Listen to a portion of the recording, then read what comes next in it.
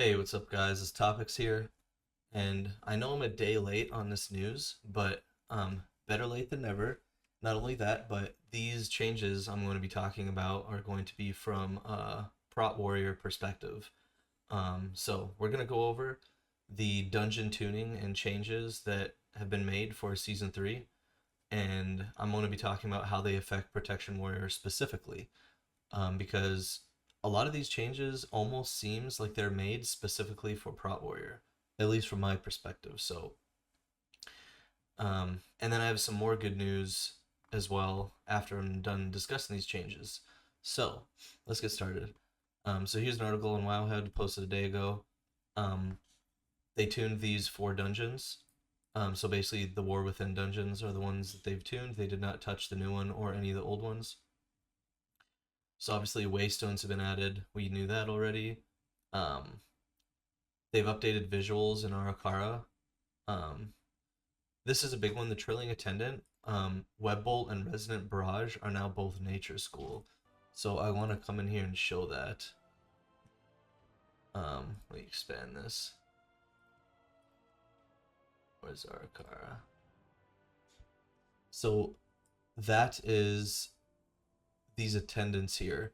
So these attendants would cast Webbolt and Resonant Barrage, and they used to be on different spell schools. So you'd kick one and it would immediately go to the other. You'd kick that and it'd immediately go to the other one. However, now since they're both on the same spell school, kicking one is gonna delay it for 4 seconds or 3 seconds or whatever the lockout of your kick is, and it's not gonna immediately jump to the other one. So essentially, what that does is it makes this first pull a lot easier in terms of kick management. Now, this one patrols, so you usually pull this one in, but if you want to CC this one, you can easily just play this attendant with the mini boss and you can have all your kicks on lockdown, no problem.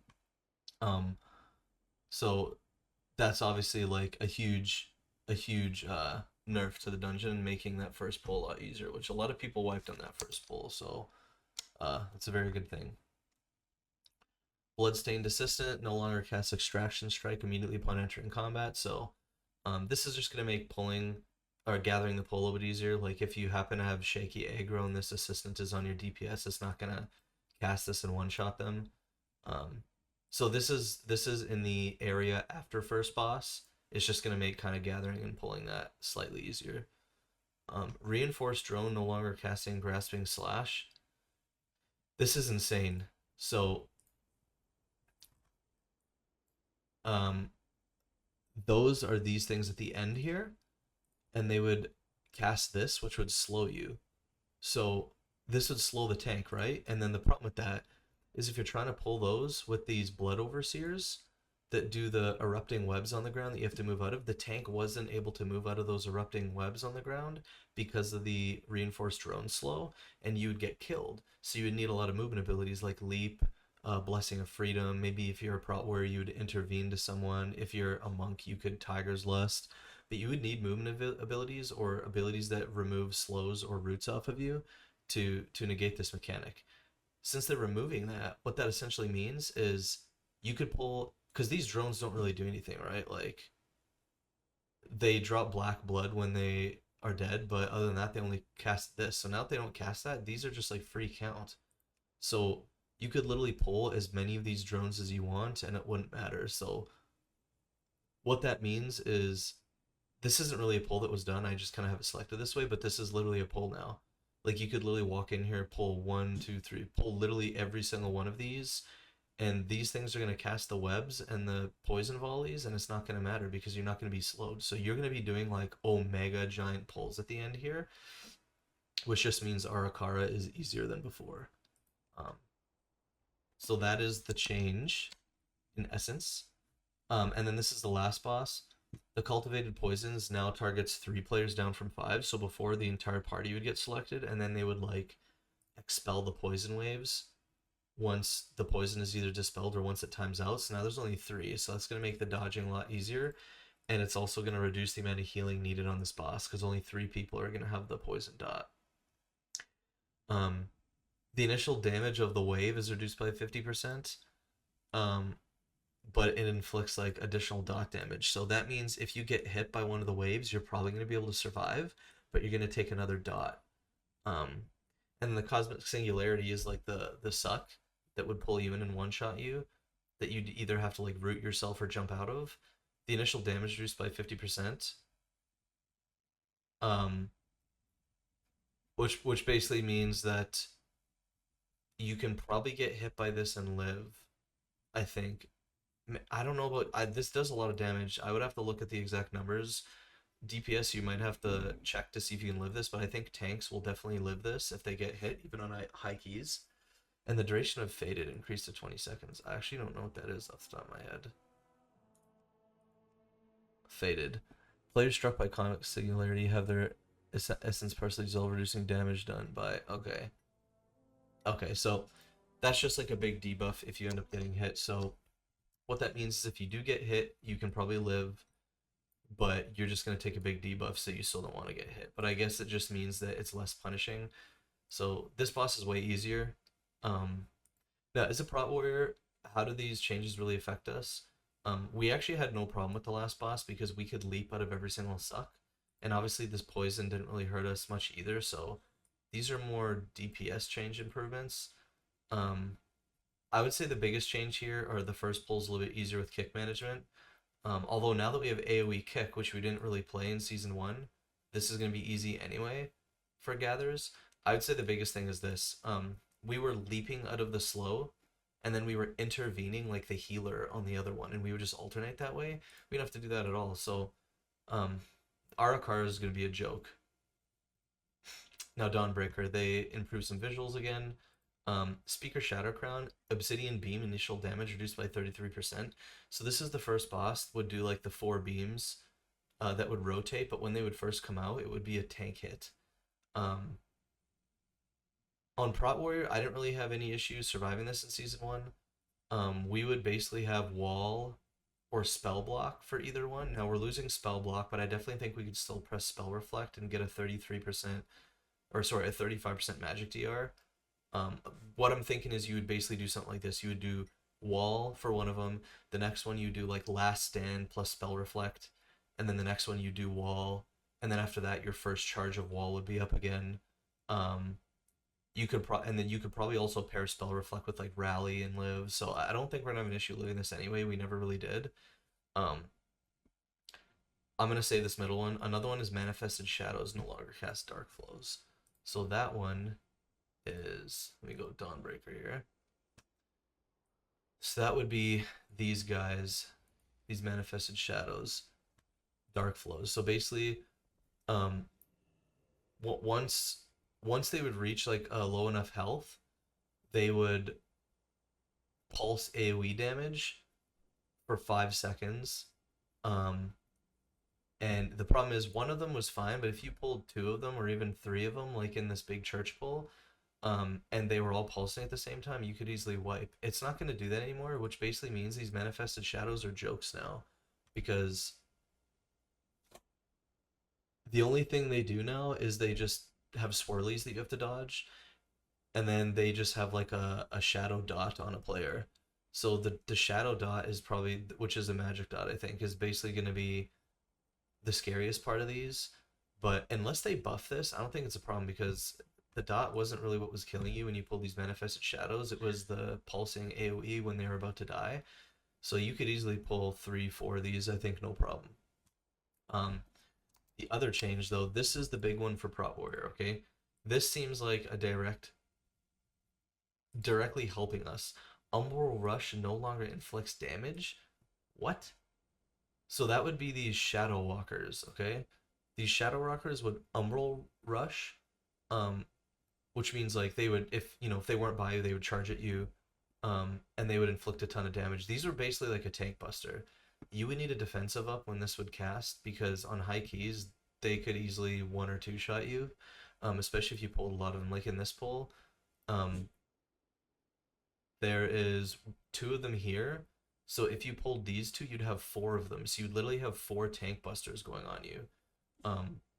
Prot Warrior was having a very difficult time surviving this in season 1. By nerfing this, you could by them nerfing that And then also removing the pulsing AoE from Manifested Shadows, plus the fact that we have an AoE kick, you can do a pull like this as Prot Warrior now. Which Prot Paladin was doing this pull, but Prot Warrior was struggling with in Season 1. You can easily do this as Prot Warrior. It's literally gonna make other pulls easier too. Like I could easily see, I'm just gonna add this in for now, but I could easily see like a pull like this being done too, because the Manifested Shadow doesn't really do anything. The Shadow Walker that's here doesn't do anything. The Tactician is literally just frontals that you have to dodge. You're gonna be able to do some really large pulls in Dawnbreaker, which basically means this is just a mini boss dungeon now. Like the trash is nerfed, so it's literally just, can you kill this mini boss, and this mini boss down here, and that's it. So um, it's weird. It feels like they made Ara-Kara and Dawnbreaker complete jokes. Like they want these to be the two easiest keys, I think is what they're aiming for here. People have already done them, they have experience, plus they're nerfing them. They want them to be easy. And specifically, they're making changes that directly are easier for Prot Warrior as well. So, all right, Priory of the Sacred Flame. They're trying to say these adjustments make it more flexible for routing. So the knights, the impale duration reduced by 33%, the initial damage reduced by 25%. That's cool if that was their only ability, but they also have the shout that they do, which is like a big AoE. So I think unless they remove the shout, you're still not going to want to play these. Now, a melee comp, you might want to play the Patrol Knight pack. So this one here, if you have a composition that's good in like 6 target, but you're definitely not going to be playing any of the knights at the beginning still, I don't think. So I don't think this is, I think this is kind of trivial. Guard Captain Suleiman, shield slam damage reduced by 33% and can now be blocked. So again, this is almost like a direct improvement for Prot Warrior.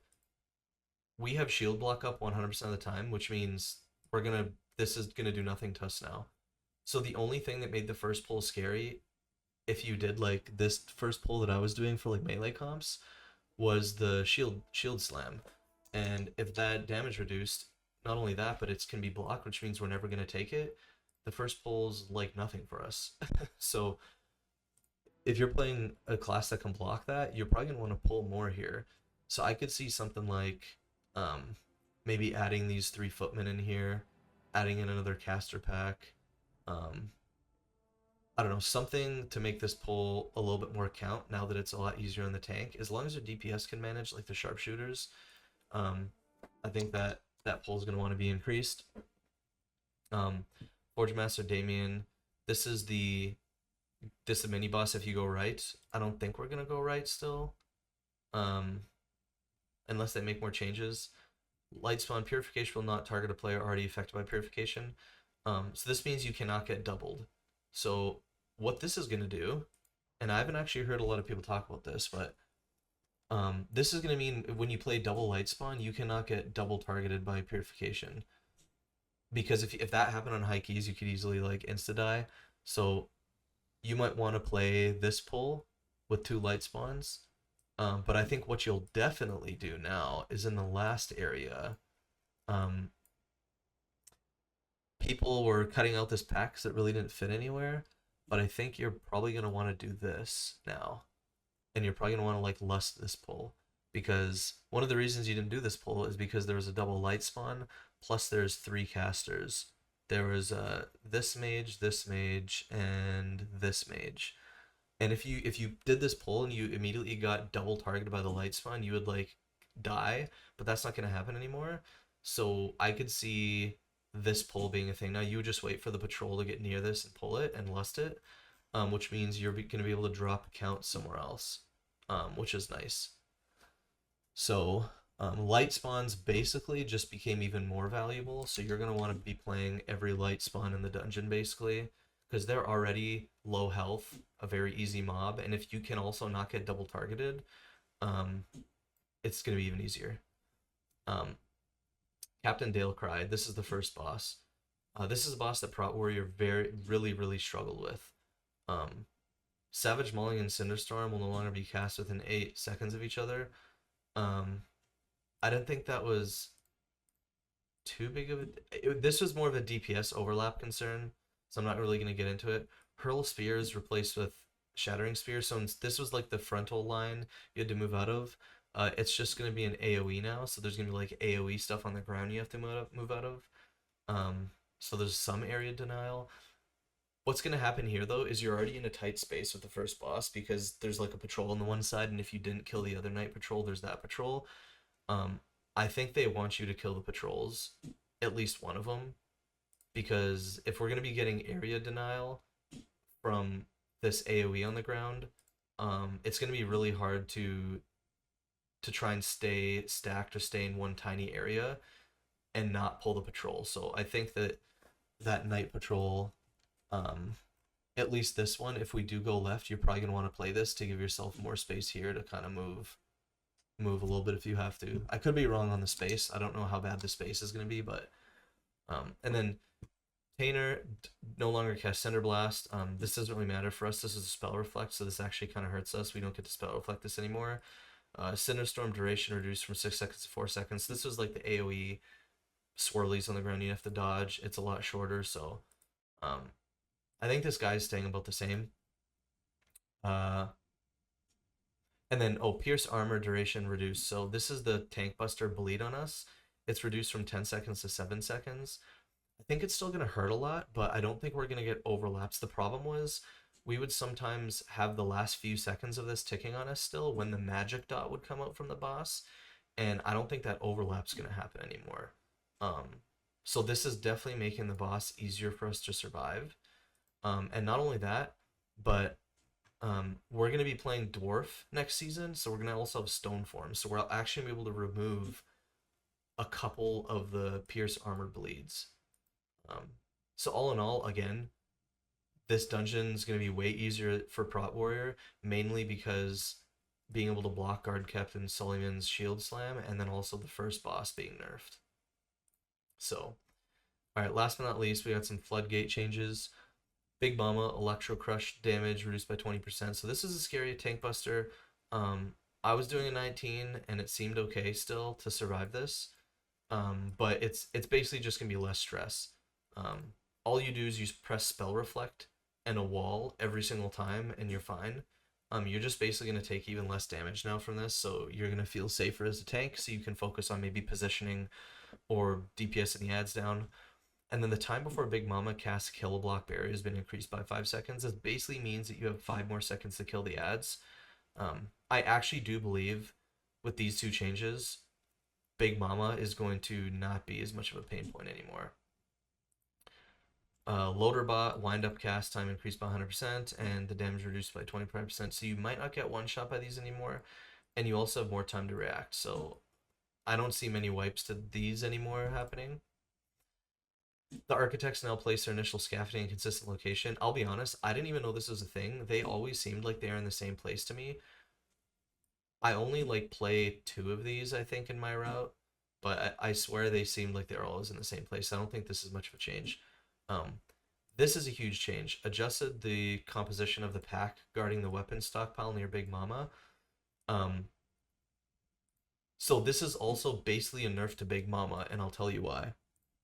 So let me open up the routing here. So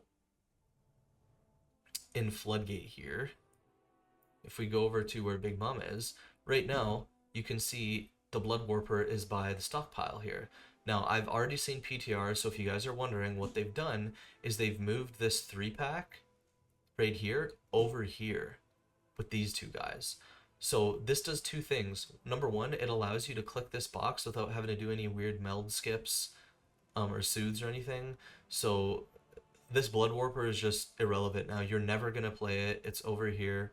But what that also means is if you're someone that's pulling these soldiers into boss, like a lot of groups were, it's less of a risk of aggroing this Blood Warper, because lots of time, depending on where you're standing, they would run down here on the stairs, and if it was at a bad angle, it would pull this. However, what that does mean is you're going to want to make sure they never run down this way, because this Blood Warper is getting moved by this, and it's basically going to block the whole stairway. So if they run this way, it will probably pull, I'm guessing. So what you're going to want to do is you're always going to want to start tanking Big Mama over here. And you're going to want to make sure you're tagging in these soldiers while you're still over here so that they run down the stairs this way. So I'm assuming you're going to pull these two ads in with Big Mama played here, and then during the first intermission or right after, when you're maybe moving down the room this way, you're going to want to pull these soldiers so they run down these stairs. But either way, it makes this skip, you know, this is just normal now. You don't even do a skip, you just click the box. And then it also makes Big Mama easier because of the way that you're going to be able to pull these ads and not aggro anything. So that is that. And then last is Bubble's location has been adjusted. So until this was seen, people weren't really sure what this meant. But I'm going to show you because it's actually very huge. There is a video actually. So let me go find the video. I believe it's on page 1.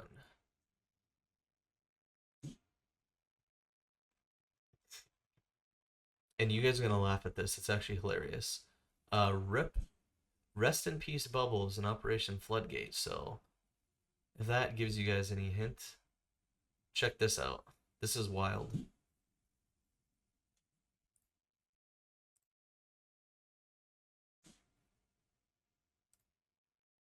If this is going to play for me. Bubbles. What?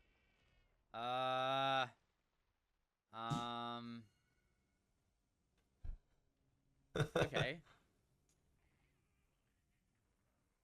So, yeah.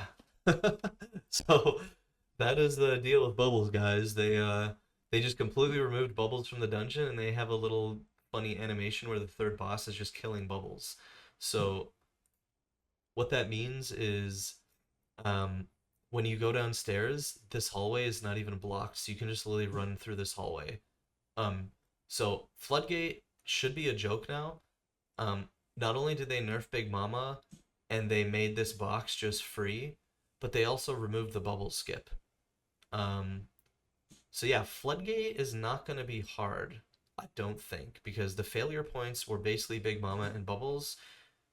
The only hard part of this dungeon basically now is the third boss. So if you every team is going to basically make the third boss now, in my opinion. And if you make it past the third boss, you've won the key GG. So huge nerfs to Floodgate. And the other thing that I was going to say that was good news, that I kind of hinted at throughout this, was the fact that the bubble skip has been removed. You don't even need Shadow Meld for that box skip anymore. As far as I know, I don't think any of these other dungeons in Season 1 need skips. So every tank, if you are able to, is going to be playing Dwarf. So that we can have, you know, an extra defensive basically to remove dots. And if you really needed a Shadow Meld, you could just use the Shadow Meld potion they're putting in, but essentially that means there are no Shadow Meld skips. Hallelujah, hooray, thank you Blizzard. And we also get to play Dwarf, you know, which, you know, it'll help us remove poison dots and Ara-Kara or like the curses in Hall of Atonement. So a lot of tanks that can play Dwarf, such as myself, are happy about that. I will be going back Dwarf next season. And yeah, I'm really pumped about these changes. I think they're extremely good for Prot Warrior. And on top of that, there was some class tuning that just came out, and we did not receive any nerfs either, which I think a lot of people were surprised. You know, PTR's been out. You've been seeing how broken Prot Warrior is. There's no nerfs. Let's cross our fingers they leave it that way because we are highly due for a meta season. And I think based on those dungeon changes, based on the way Prot Warrior is looking, I would not be surprised if we are meta next season. Don't hold your breath, but like, I think worst case scenario, we're at least going to be like the second best tank still, extremely viable, able to push really high keys. But things are looking very good. So this is overall positive. That's all I had to talk about. I just wanted to make sure I at least put a video out highlighting how it looks like from a Prot Warrior perspective. They basically addressed every pain point that hurt us specifically. And then on top of it, they didn't nerf us and they removed some skips. So we are up big time, boys. Thank you for watching. Like and subscribe if you enjoyed this content, and we'll see you guys in the next one. Big shout out to all the Patreon subscribers. Thank you so much for your support. It's because of you that I'm able to keep making this content for Warrior and World of Warcraft. Thank you.